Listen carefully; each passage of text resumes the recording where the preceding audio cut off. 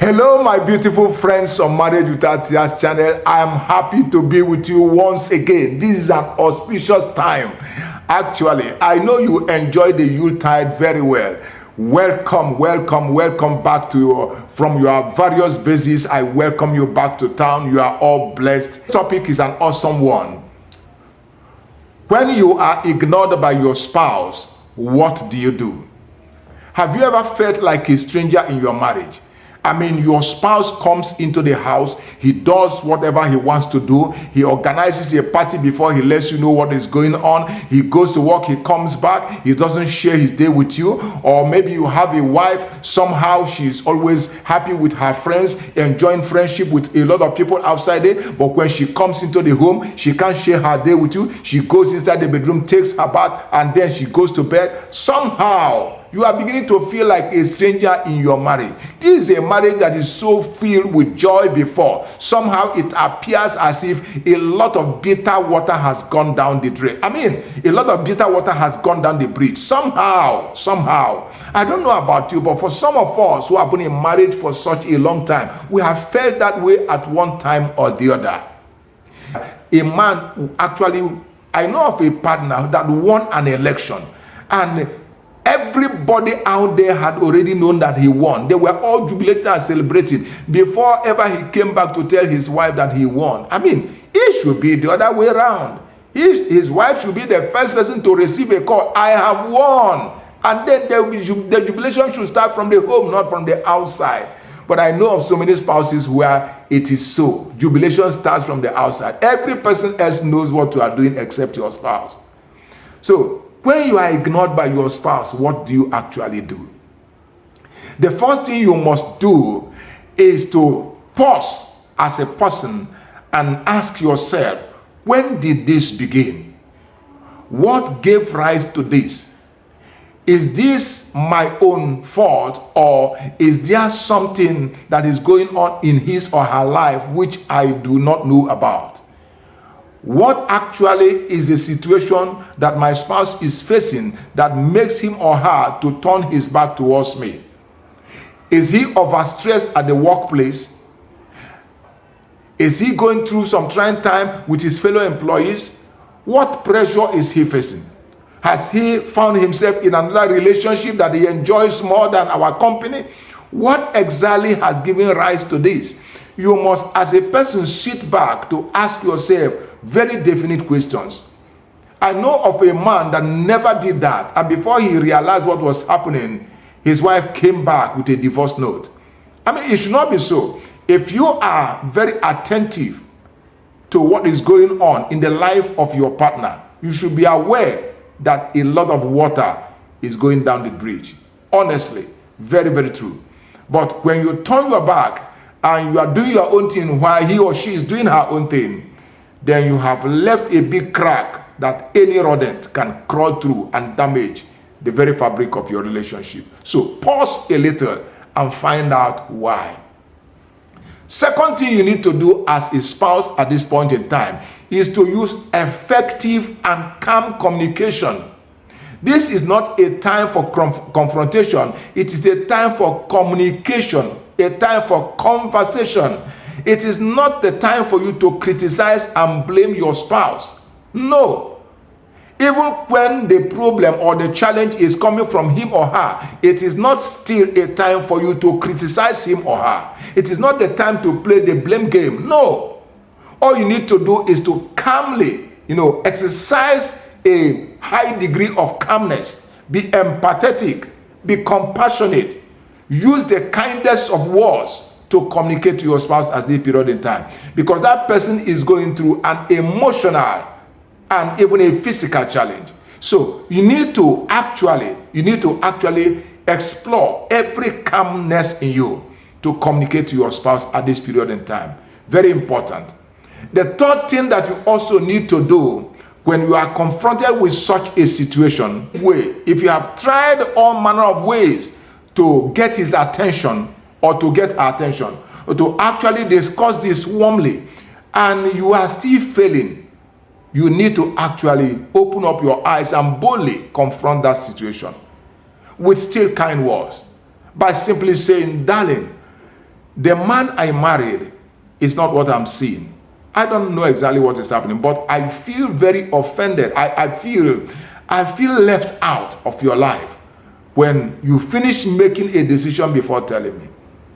I feel left out. I feel left out of your life when you come back from work and you are always, jumping around, happy with your children, but when we are together, you keep quiet. I feel left out. What exactly is going on? Are there things that I'm doing wrong? You must be able to confront it. You must be able to confront it.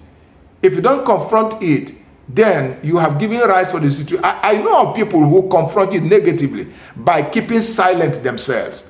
No, by keeping silent yourself, you are opening the gap wider and wider, and a day will come when it becomes difficult for both of you to handle. It's like somebody that is sweeping all hot, sweeping every hot under the carpet. A day will come when the thing you swept under the carpet will form a hill. You don't do that. So whenever you see the situation coming up in your marriage and you have tried to handle it calmly and it's not working, please be bold enough to confront the issue head on. Very important. If you are yet to subscribe to my channel, please do so immediately. The red button by my side is actually the subscribe button. Once you click on it, you become a subscriber to this channel and you gain access into our playlist, which is filled with so many invaluable productions over a period of a couple of years now. The fourth thing you may also need to do immediately is to learn how to prioritize quality time. Yes, certainly, whatever is going on in your marriage now will come and go. But for it not to occur time and time again, then you need to know how to prioritize quality time. You need to know how to set out time for yourselves as spouse, as partners in the marriage. I know that the children have come. I know that there's a lot of work schedule. But let me tell you, a day will come when that work will no longer be there. Possibly you are retired. A day will come when all those children that you are committing all your attention to will all get married and leave your home. And then it will become you and your spouse. No wonder that so many couples end up, I have seen couples who divorced after 30 years of marriage, and people were wondering what happened. It's simply because they didn't pay attention to one another. They paid attention to their children. They paid attention to community works. They paid attention to all manner of things, even to their church, to the neglect or to the cost of their own spouses. At the end of the day, when the children were all gone, the people came back together and discovered that they had become strangers. So please learn how to prioritize quality time. Take out time. It can be on a weekend. Go out. If you have the resources, book a hotel somewhere. Go there. Enjoy yourselves. Or you can take a trip to the village. Just both of you. Find a way of being together. Because at the end of all whatever is around your home, together, you being together is what makes all the difference. That's what gives rise to all the successes you have been achieving. So learn how to be together again. Prioritize quality time. Some people do it on a weekly basis, that at the end of every week, either on Sunday or after service, they take their spouse, just you and your spouse. You check out somewhere. Calmly have a few drinks somewhere. Enjoy yourselves and then come back to the house. Fully revived again. It's very important. It's very important. Then, of course, the next thing you need to do actually, when you discover that this situation has continued, it has persisted, please seek the services of a counselor. A marriage counselor is always wonderful because he has the training and the requisite experience to handle matters such as the one you are facing. He can look at the dynamics at play in your own relationship and be able to pinpoint things to do in order to ameliorate your condition. He's the one that is operating objectively. He doesn't know you. He doesn't know your husband. He's just looking at the situation on the ground, and he's able to propound all kinds of things, remedies to bring your marriage back to its original intention. If you can't find a therapist around you, please look for someone like possibly an elder couple that you actually love their union. Not because they are old in their relationship, no, but because of the unity of faith, the kind of harmony that exists between the spouses.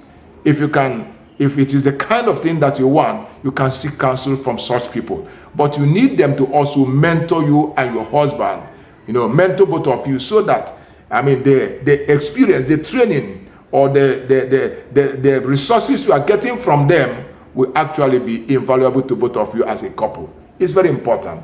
I know of some people who prefer getting their spiritual fathers or mothers to be their guardian. But I tell you, why I don't normally advise that is because somebody may be very high spiritually, somebody may be wonderful in the spiritual life, but may be having a very bad marriage. Even some of the fathers of our faith had terrible marriages. And if you go to somebody like that, he will have little to do with you in terms of counseling in that area. So please, it's always better to seek for a marriage counselor or you seek for an elderly couple.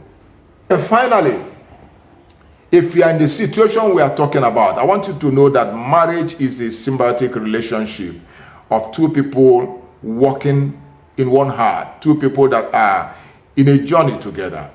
This journey is full of ups and downs, it's full of highs and lows, and you must understand that from the beginning. You must also understand that a time of silence is not a time of disconnecting. It could be a time of learning more about your spouse. What am I talking about? It is a time for you to exercise patience, understanding, and of course prayers. I'll put that in number 7 and our final point. Patience, understanding, and prayers. Patience in the sense that you need to be there. You need to hold on. Don't be so eager to walk away from your marriage.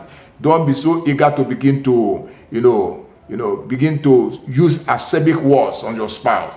Don't be so eager that you go out of your way to begin to discuss your family with outsiders, people who will not offer quality counsel. Don't do that. So be patient even as you wait on your spouse to come back to life. It's very important. Understand it in the sense that we are all created with all kinds of emotions. The way you behave may be different from the way your spouse behaves. And there are several things about your spouse which you may not know when you were courting, which you may have discovered as the years are rolling by. So learn to understand him or her. Learn to understand who she is. Learn to understand who he is. And be able to appreciate that person, no matter whatever he or she has become. As you are learning to understand him, also be able to chip in wise words to ameliorate the condition of that person. It's very important. It's very important that you do that.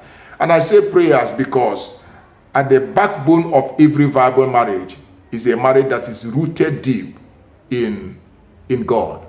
If your marriage does not have deep-rooted spiritual roots, then that marriage is bound to fail one way or the other. So the only way to actually get back your man or get back your woman or get back that relationship to that original expectation is by consistently praying concerning it. The Bible says, except the Lord builds a house, they labor in vain that build it. Many times we are always laboring to build by our own wisdom, our own ways, our own skill, not knowing that a little prayer can make all the difference. Instead of walking away, it is necessary for you to gain the understanding to continually not only to pray for yourself and for your union, but to consistently pray for your spouse, that spouse will become the epitome of what you desire him or her to be as a partner. And if you do these 7 things, I can tell you that your marriage will always get back to that wonderful experience you used to have. Once again, I thank you for actually keeping faith with this channel. And before you go, please click on this red button by my side, become a subscriber to this channel, and recommend our channel to your wonderful friends out there. And please, if you have 1 or 2 things you want to say in the comment section, please drop that comment just below here. That's the comment section. Drop it and it will be my pleasure to hear from you and even to respond as occasion demands. Thank you very much. Have a wonderful time. God bless you.